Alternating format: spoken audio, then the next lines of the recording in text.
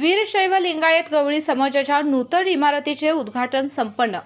वीरशैव लिंगायत गवळी समाजाच्या शताब्दी महोत्सवी इमारतीचा भव्य आणि उत्साहपूर्ण उद्घाटन सोहळा मोठ्या दिमाखामध्ये पार पडला। या इमारतीचे उद्घाटन राज्य नियोजन मंडळाचे कार्यकारी अध्यक्ष तथा आमदार राजेश क्षीरसागर यांच्या हस्ते संपन्न झाले।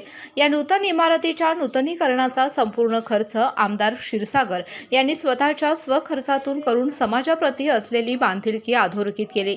यावेळी बोलताना आमदार राजेश क्षीरसागर म्हणाले की शहरातील सर्व समाजाची मंडळे, तालीम संस्था, सभागृह पूर्णपणे बांधून देण्याचा प्रयत्न असल्याचं त्यांनी सांगितलं।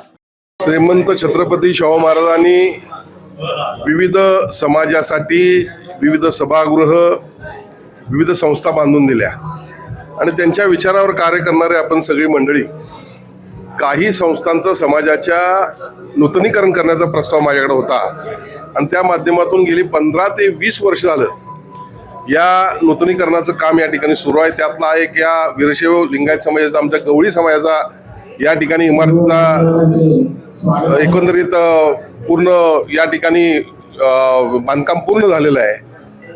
मला या ठिकाणी अत्यंत आनंद वाटतो, कारण छत्रपती शाहू महाराजांनी ज्या पद्धतीनं आपल्याला शिकवण दिलेली आहे त्या शिकवणीनुसार आपण काम करणारी मंडळी आहोत आणि म्हणून अशाच पद्धतीनं शहरातील सर्वच समाजाची मंडळं असतील, तालीम संस्था असतील, सभागृह असतील, ही पुढच्या काळामध्ये पूर्णपणे बांधून देण्याचा माझा प्रयत्न आहे।